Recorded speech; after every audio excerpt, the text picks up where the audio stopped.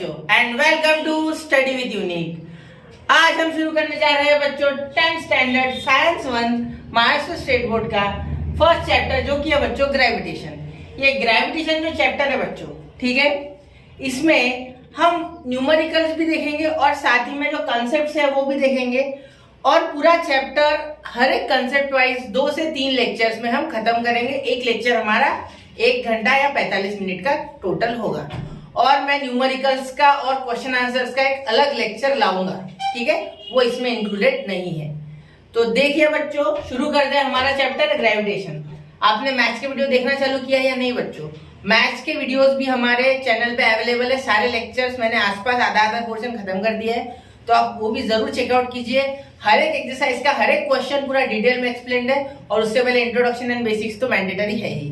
तो चलिए शुरू करते हैं ग्रेविटेशन। ये जो चैप्टर है बच्चों, इसके बारे में मैं क्या बोलूं, इतनी तारीफ करूं इतनी कम है इस चैप्टर की। क्यों ऐसा क्यों? क्योंकि आगे भी आप जब आगे के स्टैंडर्ड्स में आप जाओगे तो ग्रेविटेशन चैप्टर आपको बहुत हेल्प करेगा बच्चों। इस चैप्टर में देखिए हम क्या सीखेंगे। सबसे पहले तो ग्रेविटेशन, यानी what is gravity. Gravity is nothing but the force which pulls anything downward to the earth या towards the earth surface. Pulls towards the earth surface. जैसे मैंने ये पेन है बच्चों, देखो मैंने ऊपर फेंका, ये नीचे आया। क्यों नीचे आया? ये ड्यू टू ग्रेविटी। अगर ग्रेविटी नहीं होती तो ये नीचे आता क्या? नहीं। जैसे सपोज मैं अभी ये ग्लिटो है मेरे पास, देखो इसे ऊपर फेंक रहा हूं, कहाँ आ गया? नीचे। क्यों नीचे आया? ड्यू टू ग्रेविटी, दूसरा कुछ नहीं है, ठीक है। ग्रेविटेशनल फोर्स उस पर लग रहा है जो कोर से लग रहा है अर्थ के, उसके कारण अर्थ के नीचे के जो क्रस्ट है पूरे, उसके नीचे के जो लेयर्स है, वहां से ग्रेविटेशनल पुल लगता है, जिसके कारण कोई भी चीज जो हम ऊपर फेंकेंगे वो नीचे आएगी, ठीक है, समझे? अब और एक चीज बता दूं, ग्रेविटेशनल फोर्स एक वीक फोर्स होता है बच्चों। क्या होता है? वीक फोर्स होता है as compare to other forces. जो 4 फंडामेंटल फोर्सेस है जिसके बारे में आप आगे पढ़ोगे, उसमें ग्रेविटेशन सबसे कमजोर फोर्स है। लेकिन due to mass of earth and other planets and the solar system, the gravitation force multiplies millions, billions, trillions of times. That's why it is so much in tendency, मतलब बहुत ज्यादा उसकी quantity होने के कारण वो बहुत ज्यादा बढ़ गया, ठीक है। क्वांटिटी के कारण वो बढ़ गया बहुत ज्यादा, वरना ग्रेविटेशनल फोर्स एक्चुअली वीक है बाकी फोर्सेस से। तो बाकी फोर्सेस के बारे में हम आगे के क्लासेस में पढ़ेंगे। तो यहाँ आपको ग्रेविटेशन का मैंने दे दिया थोड़ा बहुत एक्सप्लेनेशन। अब आगे क्या पढ़ेंगे बच्चों? Circular motion and centripetal force. Circular motion, what is circular motion? कोई भी चीज जो सर्कल में घूमती है, सर्कल में सीधे सीधे उसे बोलेंगे सर्कुलर मोशन। अब इसका डिटेल हम जब पढ़ेंगे तब आपको मैं हर एक चीज बताऊंगा, 101 चीज, कोई भी छोड़ूंगा नहीं, टेंशन ना लो, ठीक है। केपलर्स लॉ बच्चों, what is Kepler's law? What are Kepler's law? There are 3 laws of Kepler's. Johannes Kepler's ये एक साइंटिस्ट थे बच्चों, इन्होंने 3 लॉ ऑफ प्लेनेटरी मोशन दिए हैं। वो each and every planet of our solar system, मतलब हमारे सोलर सिस्टम का हर एक प्लेनेट उस पर एप्लीकेबल है, ठीक है। 3 लॉ है इनके, ठीक है, तो वो भी मैं आपको एक्सप्लेन करूंगा आगे। Newton universal law of gravitation.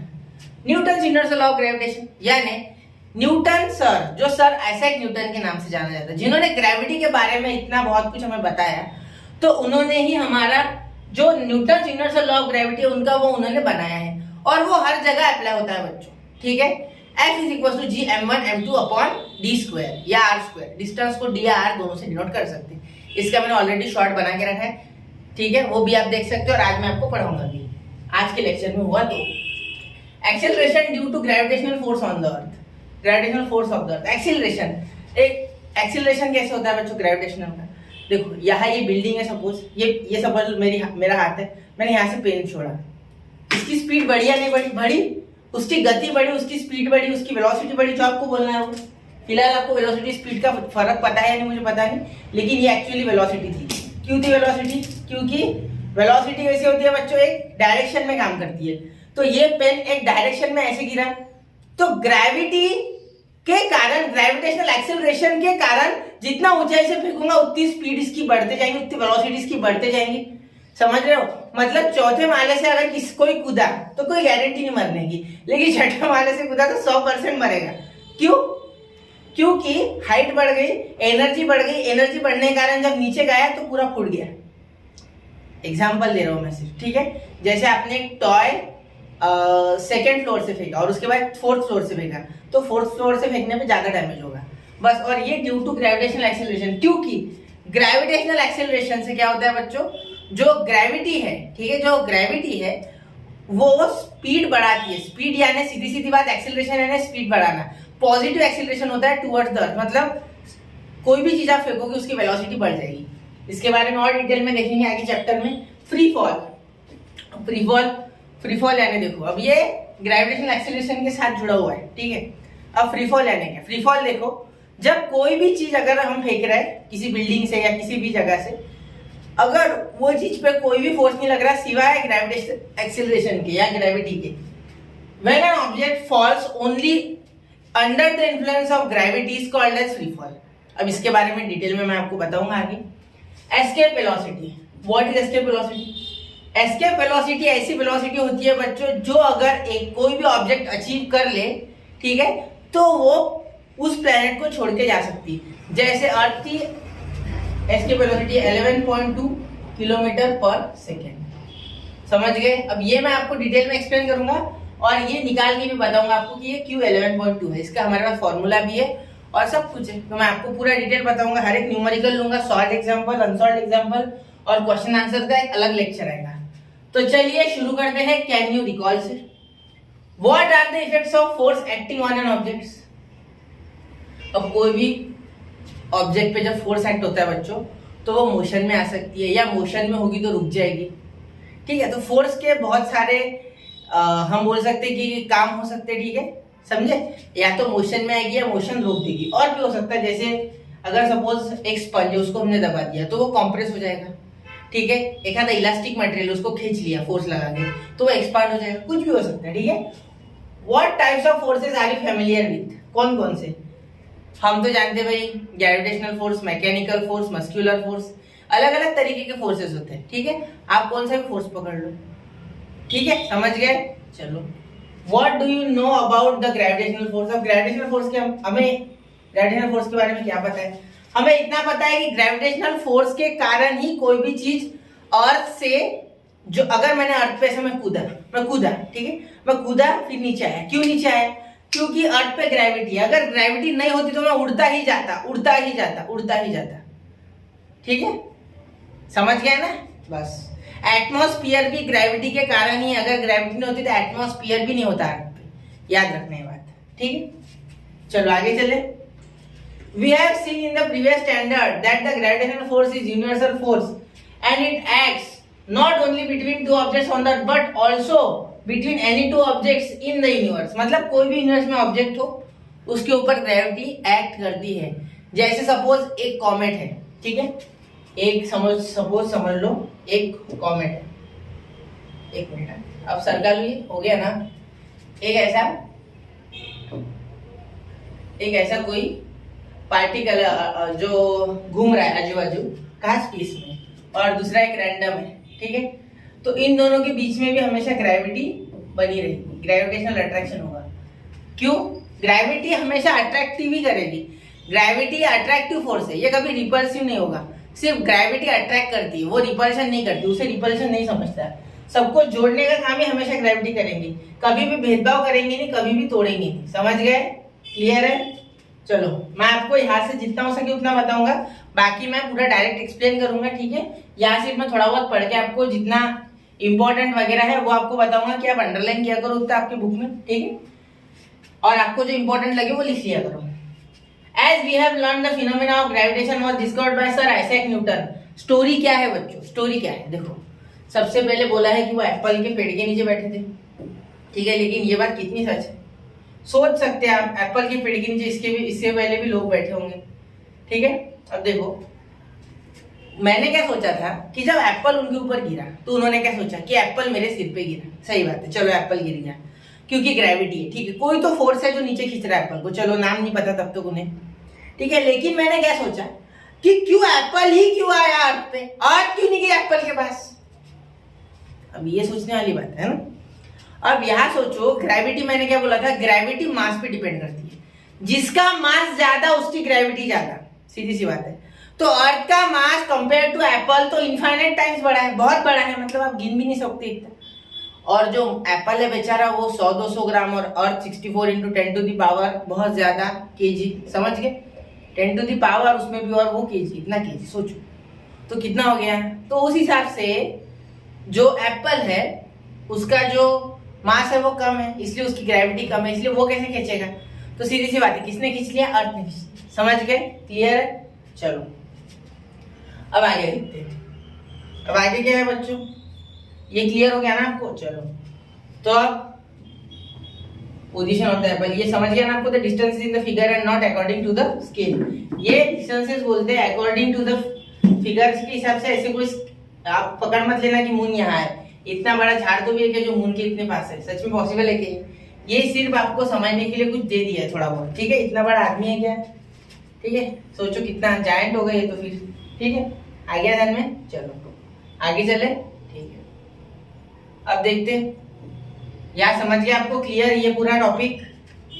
अब फोर्स एंड मोशन के बारे में बात करेंगे। देखो फोर्स एंड मोशन, ये देखो फोर्स एंड मोशन। अब ये फोर्स और मोशन मैंने अभी बताया आपको, अगर आप किसी भी चीज पे फोर्स लगाओगे तो उसकी स्पीड बढ़ती है, ठीक है। और स्पीड बढ़ने के कारण अगर उसको साथ में डायरेक्शन भी हो तो वो हम वेलोसिटी बोल लेते हैं। स्पीड यानी जिसे डायरेक्शन दे रही है, स्पीड एक स्केलर क्वांटिटी है, और वेलोसिटी यानी बच्चों ये एक वेक्टर क्वांटिटी है। जब हम स्पीड किसी चीज को ढकेलेंगे तो उस पे अगर हम एक डायरेक्शन में फोर्स लगा रहे हैं, जैसे ऐसे किसी चीज पे मैंने फोर्स लगाया एक डायरेक्शन में, तो ये हो गई वेलोसिटी। लेकिन मैंने ऐसे ही ऐसे आड़ा टेढ़ा कैसे भी धक्का मार दिया तो वो हो गया हमारा स्पीड। आ गया ध्यान में, समझ गए, क्लियर है। चलो तो आगे चलते। आगे मैंने यहाँ लिया है बच्चों circular motion and centripetal force. What is circular motion. अब यहाँ मैं आपको टेक्स्ट बुक से सारी चीज समझाऊंगा जिससे कि आपको कोई इशू ना हो, ठीक है। अब सर्कुलर मोशन, अब सर्कुलर मोशन बच्चों इसमें क्या है, सर्कुलर मोशन में गोल गोल गोल घूमते रहेंगे, ठीक है। तो जब गोल गोल गोल कोई चीज आप घुमा रहे हो, ठीक, तो ऐसे अगर आप कोई ऐसे की लो, आपकी गाड़ी की चाबी लो ऐसे और उसे ऐसे घुमाओ। देखो गाड़ी की चाबी लो, कहाँ गई मेरी गाड़ी की चाबी, एक मिनट ढूंढ लेता, मेरी गाड़ी की चाबी कहाँ गई।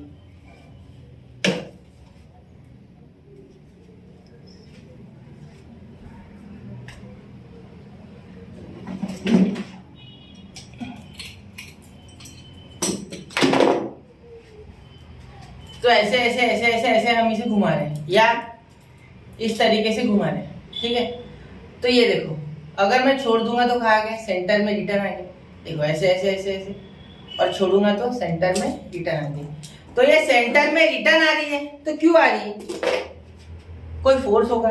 देखो जब हम इसे घुमाते हैं तो ये एक जगह स्टेबल है, वेलोसिटी 2 तब तक, और ऑटोमेटिक 1। ऐसा क्यों हो रहा है, देखो ये आपने बहुत बार किया होगा कि एक धागा लिया होगा, धागे को एक पत्थर बांधा होगा ऐसे और उसे टाई कर दिया होगा, और आपने इसे ऐसे घुमाया होगा। तो ये घूमता है बच्चों, सेंटर को, इस सेंटर के रिस्पेक्ट में घूमता रहेगा घूमता रहेगा घूमता रहेगा, ठीक है। कब तक, जब तक आप फोर्स लगा रहे, ठीक है। लेकिन जैसे फोर्स लगाना बंद, वो अंदर आ जाएगा। तो सेंट्रीपिटल फोर्स जो है यहाँ जो आपको दिख रहा है, सेंट्रीपिटल फोर्स, ये फोर्स है बच्चों the force due to which an object is directed towards the centre of the circle is called as centripetal force. देखो आप अंडरलाइन कर लो चाहो तो आपके टेक्स्ट बुक में। देखो a force acts on any object moving along a circle and is directed towards the centre of the circle is called centripetal force. और centripetal force को अगर आप दूसरा नाम मुझसे पूछो तो मैं आपको बता दूंगा डायरेक्टली कि सेंटर सीकिंग। क्या है बच्चों, सेंटर सीकिंग, ठीक है। सेंट्रीपिटल फोर्स का दूसरा नाम सेंटर सीकिंग। सेंटर सीकिंग मतलब सेंटर को ढूंढने वाला, सेंटर की तरफ जाने वाला, सेंटर सीकिंग, ये सेंट्रीपिटल फोर्स का दूसरा नाम है जो आपके टेक्स्ट बुक में क्लियरली मेंशन किया हुआ है यहाँ, ठीक है। अब आप सोच रहे होंगे कि जो अर्थ है वो मून के बाजू में गोल गोल घूमती है, मून हमारे अर्थ के बाजू में गोल गोल घूमता है, ठीक है। देखो ये अर्थ पिंक कलर की और ये मून, तो ये जो मून जो चक्कर लगाता है अर्थ के, ये गोल लगाता होगा, लेकिन ऐसा बिल्कुल नहीं। ये एक इलिप्टिकल ऑर्बिट में घूमते हैं बच्चों। कैसे घूमते हैं, इलिप्टिकल ऑर्बिट में सारे। हमारी अर्थ भी सन के अराउंड इलिप्टिकल ऑर्बिट में घूमती है, याद रखने में, ठीक है। अब उसके बारे में आगे बात करेंगे केपलर्स लॉ में। अब यहाँ बता देता है direction of motion of the moon as well as speed constantly changes during this motion. Do you think some forces is constantly active on the moon? What must be the direction of this force? How would this motion have been if no such force acted on it? Do the other planets in the solar system revolve around the sun in a similar fashion?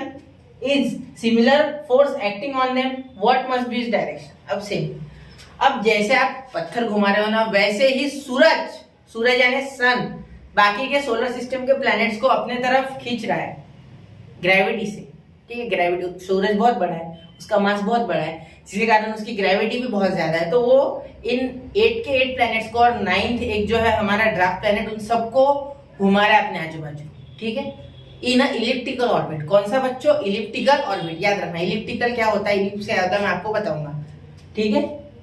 अब देखो आगे, sun is similar fashion from the above activity.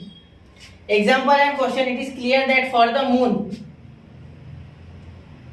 there must be a force which is exerted on the moon, and this force must be exerted by the earth which attracts the moon towards itself. Similarly the sun be planet attracting the planet including the earth towards itself. बराबर, मैंने ये बताया आपको कि सन gravity, जो सन की gravity है वो इतनी ज्यादा है कि हर एक प्लेनेट को होल्ड करके रख सकती है अपने आजू बाजू, और उन्हें अपने आजू बाजू घुमा रहा है, समझ गए। सन के आजू बाजू इलिप्टिकल ऑर्बिट में सारे प्लैनेट घूम रहे हैं। सपोज ये है सन, ऐसे बना लेता सन, सूर्य देवता सन, और इसके आजू बाजू बाकी के प्लैनेट ऐसे इलिप्टिकल ऑर्बिट में घूम रहे हैं, समझ गए। तो ये है बाकी के प्लैनेट से, मैं पूरे नहीं निकाल सकता। आगे ध्यान में आपको क्लियर? चलो ठीक है, चलो आगे, ठीक। अब देखो थर्ड, केपलर्स लॉ। अब ये केपलर्स लॉ क्या है बच्चों? अब केपलर्स लॉ, ये 3 केपलर्स लॉ है बच्चों। एक्चुअली केपलर्स लॉ ये 3 है, ठीक है। तो कौन कौन से मैं आपको बता देता हूँ इधर साइड में, ये थोड़ा कर लूँ बाजू में, ठीक है। अब देखो केपलर्स के 3 लॉज ऑफ प्लैनेटरी मोशन है बच्चों। कितने? 3 लॉज ऑफ प्लैनेटरी मोशन। तो देखो उसमें पहला लॉ क्या है बच्चों? एंड प्लैनेट, जो प्लैनेट होता है, planet revolves around the sun, मैं शॉर्टकट में लिख रहा हूँ, around the sun in an elliptical orbit। मतलब कैसे ऑर्बिट में घूमता है बच्चों? Elliptical orbit. एक्सप्लेन करता हूँ, देख लो, ठीक है। The orbit of a planet is an ellipse with sun at one of its foci. अब ये क्या है और ये क्या है? दोनों सेम ही है, ठीक है। इलिप्स आ गया मतलब फोसी आ गया, ठीक है। Kepler second law, the line joining the planet and the sun sweeps equal area and equal interval of time. और third, the square of period of revolution of a planet around the sun is directly proportional to the cube of mean distance of the sun from the planet, of the planet from the sun, ऐसा बोल सकते, ठीक है। यहाँ it's लिखा है, पता है मुझे, ठीक है। तो देखो एक चीज की पहली बात क्या है, पहला लॉ एक्सप्लेन कर रहा हूं कि इलिप्टिकल ऑर्बिट में घूमता है और सन कहाँ होता है बच्चों? सन की पोजीशन कौन सी होती है? फोसी। क्या होती है? फोसी। अब ये फोसी क्या है वगैरह वगैरह, तो ये डू यू नो में है, ठीक है। तो आपको डू यू नो से बता देता है एक बार, ठीक है। ज्यादा नहीं, हमें इसमें बहुत ज्यादा डीप नहीं आना इसमें, ये तो 3D ज्योमेट्री का पार्ट हो गया, लेकिन फिर भी जितना जरूरी है उतना आपको बताऊंगा। तो देखो इलिप्स क्या होता है बच्चों? हमारे पास यहाँ इलिप्स है अवेलेबल फॉर्चुनेटली, ठीक। तो यहाँ ब्लैक में ले लेते हैं इलिप्स, इसे मोटा कर लेता थोड़ा, ठीक। मोटा जरूरी है, खाना पीना लेना चीज है। चलो देखो दिख रहा है, ऐसा ले लूं, दिख जाएगा जल्दी, ऐसा रह लेना। तो देखो अब इसमें क्या होते हैं बच्चों, एक यहाँ और एक यहाँ, इसके सेंटर्स बोल सकते हैं आप, या इनको बोला जाता है कलेक्टिवली फोकाई, और एक को बोलते हैं फोसी। क्या बोलते हैं? फोसी। ये भी फोसी। एक फोसी पे जो प्लैनेट्स है बच्चों, जो प्लैनेट्स है वो यहाँ होते हैं। देखो ये सपोज एक प्लेनेट है और कोई भी एक पॉइंट पे आप सन को रख दो। सपोज मैं यहाँ रख रहा हूँ, यहाँ मैं लिख रहा सन और ये हो गया प्लेनेट। तो ऑर्बिट कैसा बना बच्चों? ऑर्बिट बना इलिप्टिकल। तो यही बोला गया है पहले लॉ में कि the planet revolves around the sun in an ellipse or in an elliptical orbit with what? With sun, with the sun and one of its foci. समझे? मतलब सपोज दो सेंटर है, इमेजिन सपोज एक ellipse है, उसमें दो centres है, ठीक है। यहाँ देखो आप देख सकते क्लियर कट कि ये देखो ये अगर आर्क गिनोगे और ये अगर आर्क गिनोगे तो ये सर्कल से बनता है, ठीक है। अब वो सर्कल से क्या रिलेशन है वगैरह वगैरह, इतने से हमको कोई लेना देना नहीं है, ठीक है। तो अब अगर आप देखोगे तो यहां एक चीज पे ध्यान देना कि जो सर्कल जिस इलिप्टिकल ऑर्बिट में प्लैनेट घूम रहा है, ठीक है, उसमें एक पॉइंट पे सन है, अब दूसरा पॉइंट क्या कर रहा है? तो ये बच्चों ये पॉइंट हमने इमेजिनरी ले लिया, पकड़ लो इमेजिनरी। एक्चुअली ऐसा है कि इलिप्टिकल ऑर्बिट में ही घूमता है, याद रखना। बहुत से लोग बोलते गोल घूमता है, अरे गोल गोल नहीं घूमता भाई, वो एक्चुअली इलिप्टिकल ऑर्बिट में घूमता है, ठीक है। वरना यहाँ लिखा नहीं होता ये चीज, रिसर्च के साथ लिखा जाता है सारी चीजें, समझे ना। तो इलिप्टिकल ऑर्बिट में घूमता है। एक जगह क्या होता है? सन। एक जगह क्या है? सन। एक सेंटर पकड़ लो, फोसी बोल लो, आप जो बोलना है वो बोलो, और दूसरे पे इमेजिनरी पॉइंट पकड़ लो, ठीक है। समझ गए? क्लियर है? तो चलो अब second, the line joining the planet and the sun. यहां लिख लू मैं, ये समझ गया ये पूरा लॉ, ठीक है, ये समझ के हो गया वैसे उम्मीद करता हूं। The line joining the planet and the sun sweeps equal areas in equal interval of time. चलो तो मैं यहां लिखता हुआ बोलो, एक बार इसे थोड़ा सरका लो। अरे ये धीरे धीरे सरक ही नहीं रह जाती है। चलो तो यहां लिखेंगे अराउंड इलिप्टिकल, यहाँ का टी कहीं का तो भी चलेगा, यहाँ प्लैनेट। देखो सेकेंड, द लाइन, वैसे वहां लिखा है मैं ऐसे लिख रहा, मैं आधा ही लिखूंगा। The line joining planet and the sun, ये आप वहां से भी लिख सकते हैं, इसलिए मैं कैसी भी हैंडराइटिंग निकालू वो आपको देखना नहीं है। आपको क्या देखना है कि किस तरीके से एक्सप्लेनेशन हो रहा है, आपको क्या समझ रहा है या नहीं। मैं कोशिश कर रहा हूँ कि हर तरीके से जो जो डाउट आपके मन में आ सकते वो सारे मैं यहाँ निवारण कर दूं, हो सके उतने कष्टों का निवारण आपका पूरा करने की कोशिश शुरू है, ठीक है। तो line joining the planet and the sun sweeps equal areas in equal intervals of time. अब ये क्या है? ये पिक्चर का इंटरवल नहीं है, टाइम है ये। अब देखो कोई भी प्लेनेट होता है ना बच्चों, ठीक है, तो वो घूम रहा है बाजू में पूरे इलिप्टिकल ऑर्बिट में घूम रहा है। तो देखो ये सी से डी जो पॉइंट है, ये ए से बी जो गया और ये ई से एफ जो गया, तो आपको लगेगा कि ये जो डिस्टेंस है ये तो अलग अलग है। हाँ बिल्कुल सही है, ए बी डिस्टेंस अलग है, सी डी अलग है और ई एफ अलग है। लेकिन एक चीज याद रखना कि जो एरिया है बच्चों, जो एरिया है देखो, area A S B, area C S D are equal. देखो एरिया ए, यहाँ ए दिख नहीं रहा, ए एस बी और C S D are equal. क्यों ऐसा क्यों? तो ये बच्चों आप समझ सकते हैं कि ये प्रॉपर्टी है इलिप्स की, ठीक है। आप ऐसा बोल सकते हैं कि इलिप्स की ये प्रॉपर्टी है, ठीक है। तो आप सिर्फ इतना समझो कि ये जो एरिया है और ये जो एरिया है ये इक्वल है, ठीक है। समझ गए? ये दोनों एरियाज क्या है? एक दूसरे के इक्वल है, भले ही अलग दिख रहा है लेकिन ये इक्वल है। मतलब the line joining the planet and the sun sweep equal areas in equal interval of time. AB and CD are distances covered by the planet in equal time. That is, after equal interval of time, the position of the planet starting from A and C are shown by B and D respectively. The straight line AS and CS sweeps equal area in equal interval of time. That is, area of triangle ASB is equal to area of triangle नहीं sector है वैसे वो CSB are equal, ठीक है। दोनों कैसे equal है? ये भी इक्वल है, ठीक, याद रखना। मतलब जो ये एरिया और ये एरिया, तीनों एरिया इक्वल है, ये हो गया second law. The line joining the planet and the sun sweeps equal area in equal interval of time.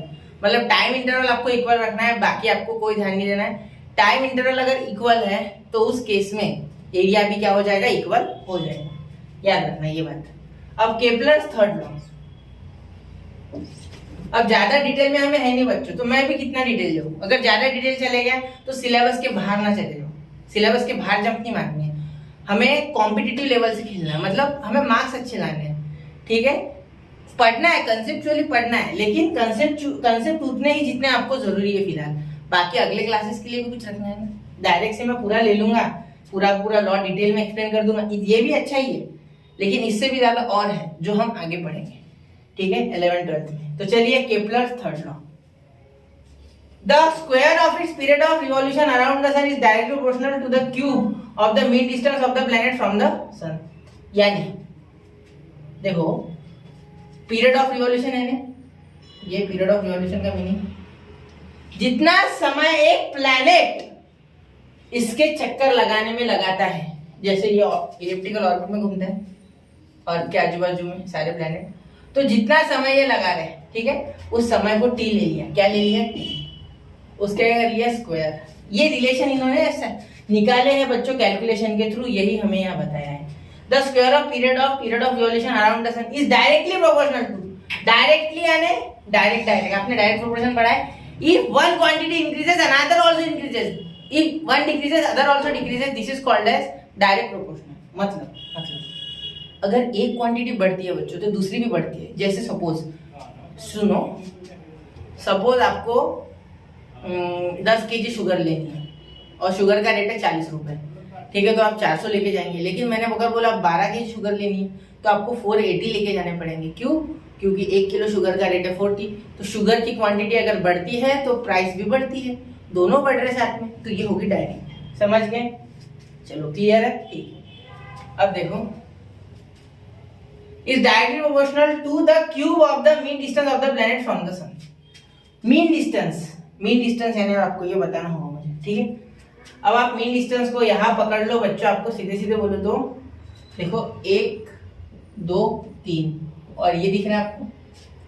तो इन सब का मीन यानी समझता आपको, जैसे मैंने आपको बोला कि 10 5 और हमें 3, इसका मीन निकालना है, तो आप क्या करोगे, सबका एडिशन कर दोगे और डिवाइड बाय 3 कर दोगे, क्योंकि number total observation upon number of observation, तो ये 18 हो जाएगा, तो इसका मीन आ गया 6।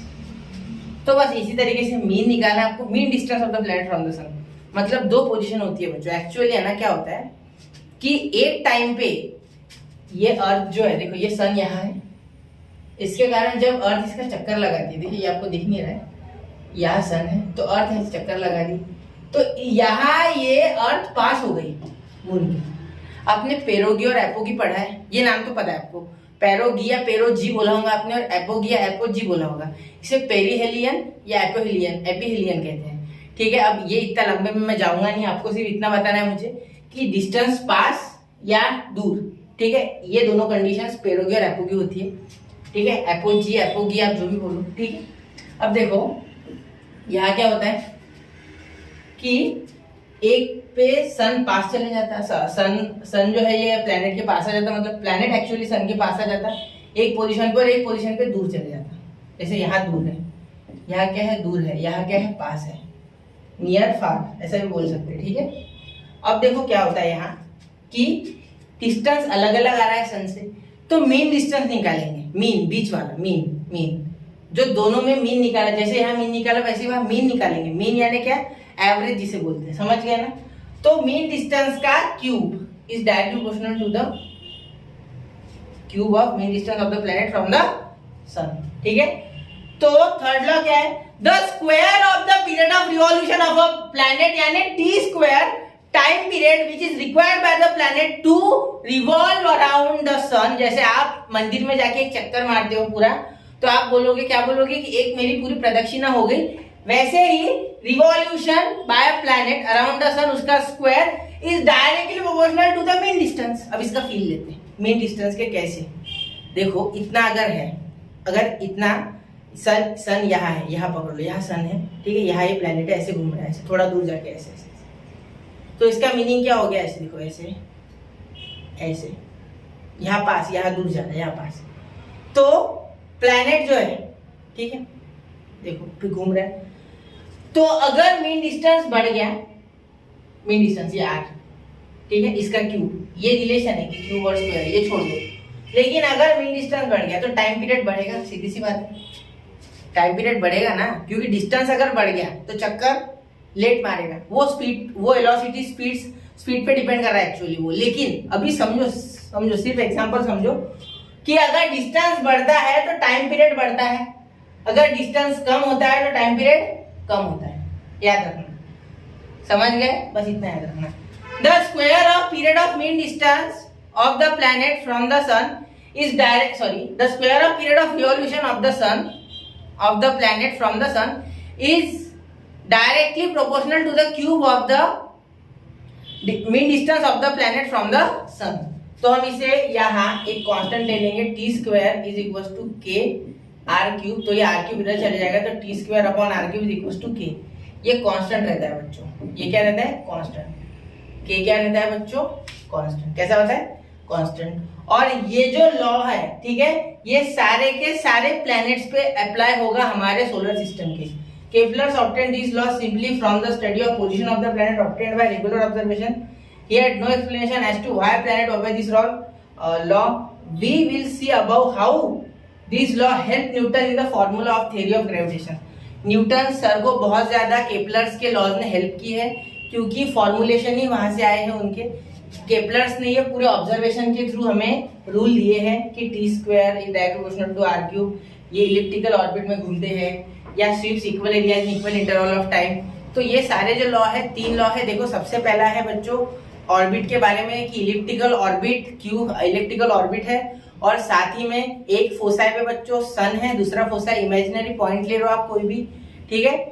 दूसरा लॉ है बच्चों sweeps equal areas in equal interval of time, and third law is T square is directly proportional to R cube, means t is the period of revolution of the planet around the sun, and what is r? r is the mean distance of the planet from the sun, उसका cube.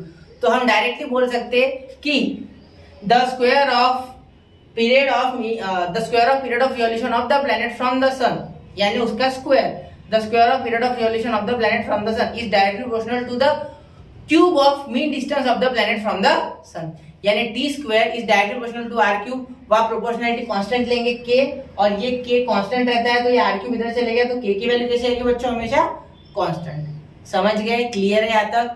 तो ऐसे ही informative videos के लिए study with unique के साथ बने रहे। पूरे लेक्चर जल्द से जल्द लाऊंगा, और सारा अगले लेक्चर में चैप्टर को और डिटेल में एक्सप्लेन करेंगे। अभी आज के लिए इतना बस है, क्योंकि आपको नोट्स भी बनानी है, नोट्स बनाते रहे, पढ़ते रहे, और साइंस की नोट्स बहुत जरूरी है। चलिए मिलते हैं अगले लेक्चर में, तब तक के लिए जय हिंद, जय भारत।